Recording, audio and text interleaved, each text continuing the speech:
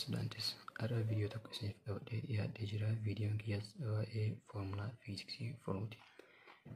Akkuma hundi keessan beektan yeroo baay'ee kan ulfaatu foormulaa fiiziksii kana yuunitii isaa eessaa akka dhufe beekuu akkasumas yuunitii kamiin wajjin akka hariiroo qabu beekuun baay'ee ulfaataadha.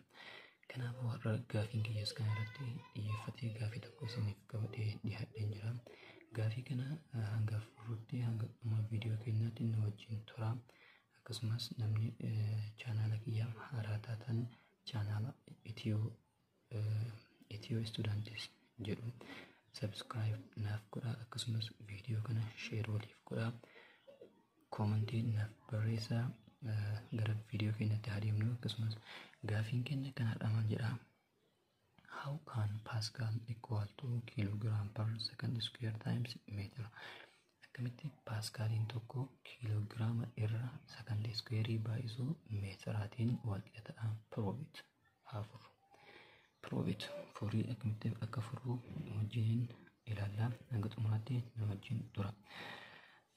Jalqaba irratti wanti nuti beekuu qabnu Pascaliidha.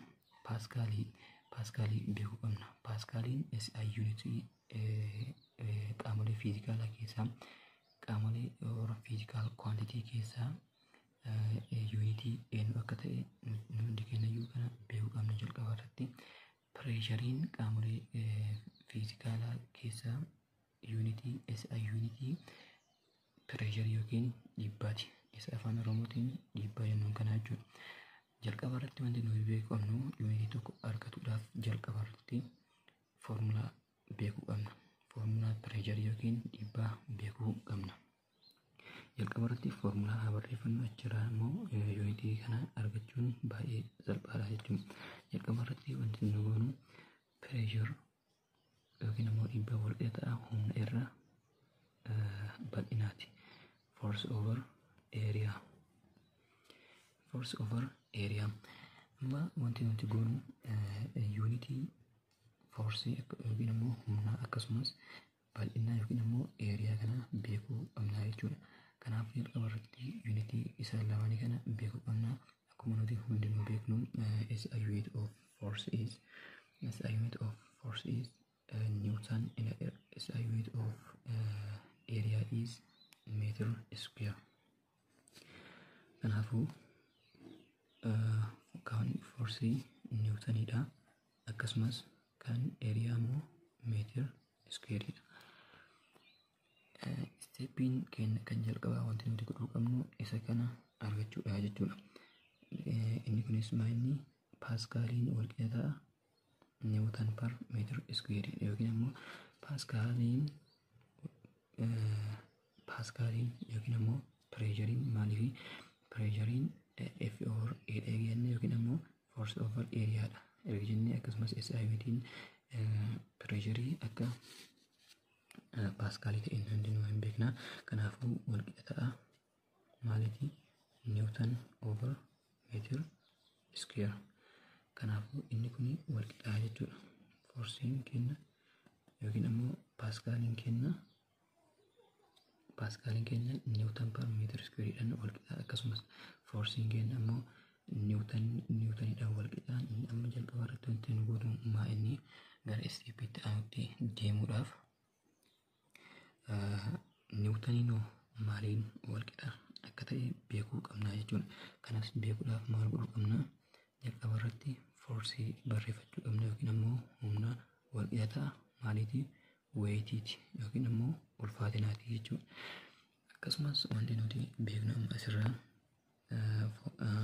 weeyitiin ammoo weeyitiin keenya equal to mg dha. Mass times gravity yookiin ammoo hanga baay'isuu guulaati. Kanaafuu foormulaan isaa asirraa dhufaa jechuudha. Yuunitii isaa asirraa argachuu dandeenya. Amma asitti kan maasiin beekna. Maalinni kiiloogiraama akka ta'e nu hundinuu ni beekna. Baay'isuu giraafitiin ammoo yookiin ammoo guulli meetir per second square dha jechuudha. Kanaafuu kana gabaabumatti maal jechuu ni dandeenya? Kiiloogiraam meetir per second square dha. Maaltu Newtoniin humna barbaadaa jirra waan ta'eef. Kanaafuu Newtoniin keenya ammoo isa kanaan wal qixaa jechuudha. kiloogiraam meetir per second squareedhaan wal qixa jechuudha. Erga akkana ta'ee maal godhuu qabna? Gara jalqabaatti deebi'uu qabna. Gara jalqaba foormulaa keenyaatti. Amma foormulaa kanatti yoo deebinu formulaan keenya Pascal which is equals to Newton over meter square, but Newtoniin keenya maalii wal qixa? Kilogram meter per second square over meter square. Akkasumas asitti kan meter squarein areaadha yookiin ammoo area jechuun afaan oromootiin bal'ina jechuudha. Formulaa bal'ina yookiin ammoo SI unity isaa ni beekna hundi keenyayyuu meter squareidha. Asitti amma wanti nu godhuu qabnu maa inni asii meetira takka hin qabna, jala ammoo meetira lama qabna. Maaliif meetira times meetira is meetira square. Kanaafuu meetira takka yoo balleessinu meetira takka nu hafa. Gubbatti ammoo meetira baddee jirti. Wanti nu hafu maa inni kiloogiraam per second square over meter. Maaliif meetira takka erga balleessinee asitti meetira takka nu hafa, asii meetirri baddee jirti. Kanaafuu kiloogiraam per second square over meter. Amma immoo isa kana furuudhaaf maal godhuu qabna? Gara maatiitti dhufuu qabna. Gara maatiitti yeroo dhufnu formulaa wahii isiniif himaa asitti. Amma formulaa hundi keenya yoo beeknu isa salphaadha. A over B over the whole over C. Isa kana furuu qabna. Maaliif asitti wal fakkaata waan ta'eef. Asitti een keenya maalii wal qixa? Kiloogiraamaan wal qixa.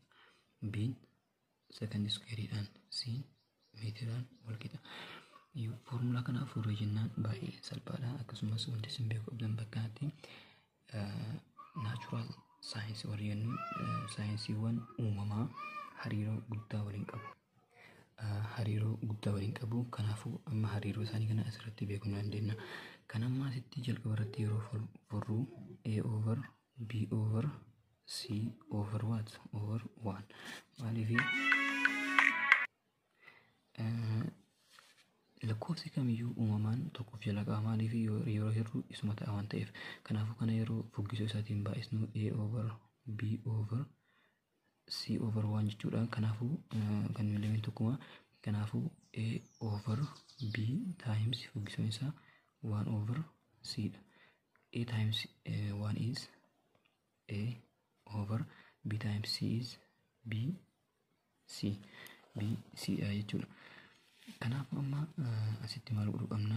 Wanti nu beekuu qabnu asitti amma formulaa kana erga arganne gubbarraa kana yookiin ammoo kan asitti arganne kana furuun baay'ee salphaadha jechuudha.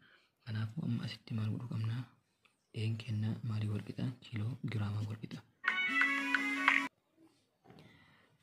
Kiloogiraamaan wal qixa. Kiloogiraam. B'n ammoo secondii squareidhaan wal qixa jennee jirra. C'n ammoo meetiraan wal qixa jennee jirra jechuudha. Kanaafuu kanaan furree jirra. Amma gara gaafii keenyatti yoo deemnu maal jedha? How can Pascal equal to kilogram per second square times meter? Akkuma jalqaba irratti isinitti akkamitti Pascaliin kiloogiraama irra sekondii squareii baay'isuu meetiraatti wal qixa ta'a jennee jirra. Akkasumas karaa kana fayyadamnee furree jirra. Asitti amma sekondii squareidha. Kanaafuu waan nuuf fakkaatee jira jechuudha. Haala kanaan furuu hin dandeessanii. Yeroo baay'ee garuu waan isin beekuu qabdan formulaa yookiin ammoo SI unity tokko argachuudhaaf formulaa irratti hundaa'uu qabna. Formulaa irratti yoo hundoofne karaa salphaa ta'een argachuu ni dandeenya.